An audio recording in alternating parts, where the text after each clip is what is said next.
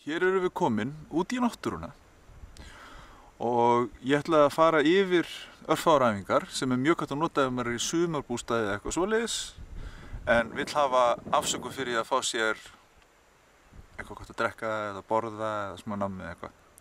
Þannig að þetta vegur upp á móti því og þetta í versta falli þetta mjög gott upp á samviskubitið en í besta falli þá getur þetta meira að koma okkur í þokkalegt form. Og við byrjum á armbeygjum og hnébegjum og þar reynum við að gera armbegjurnar eins djúpar og við ráðum við og getum tekið alveg svona 3 til 5 umganga af hvorri tveggja æfingu og getum bætt þá bara við fjölda endurtekninga í hverja æfingu fyrir sig.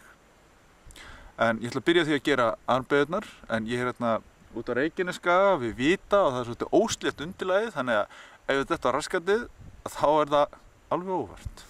Og armbegjurnar eins og hér þá fer ég alveg niður með brjóstkassan, snerti og upp. Og það er miklu meira en að segja það að gera til dæmis 50 armbeygjur í röð. En 5 x 10 gerir mjög svipað gagn. En það er ágætt að byrja armbegjurnar á hnjánum af því að ef við byrjum armbegjurnar á hnjánum þá hitnum við mikið betur upp. Ef við keyrum mjaðmirnar fram og aftur hér og fram þá kemur átakið mikið betur í rassvöðuna heldur en annars. Ég fer hérna niður og hérna upp og ég spenni rassvöðuna þegar ég kem upp. Og þessa gerum við bara eins oft og þarf.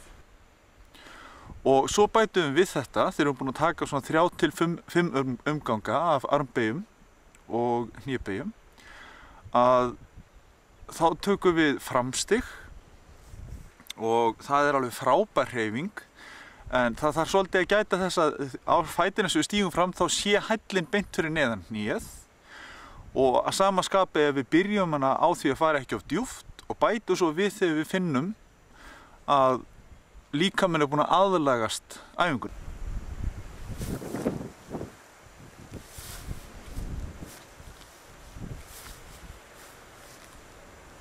Og eins er hægt að taka æfingu sem er alltof lítið notuð sem er hliðarstig.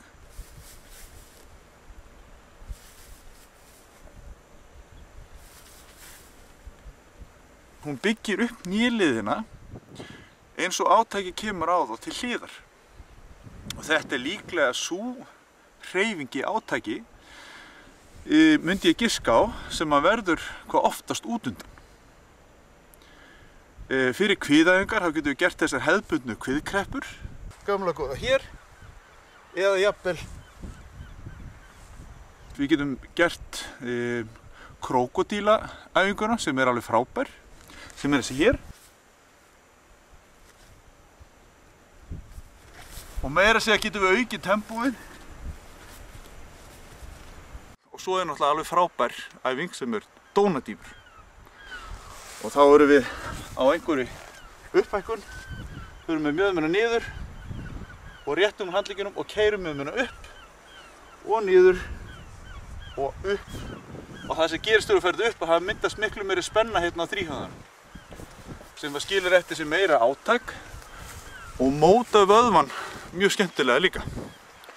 Og svo er sjálfsögðu ef við erum með einhverja hækkun eins og ég er hérna við Vitan að þá er tilvalið að nota sem uppstig.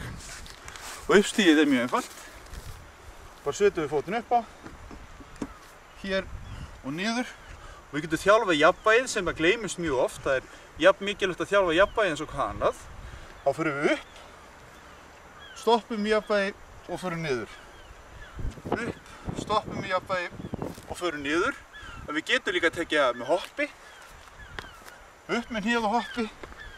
Það er að gera margar mismunandi útgáfur af þessari æfingu. En þetta ætti að vera miklu meira, myndi ég halda, heldur en nóg til þess að byrja á. Koma svo!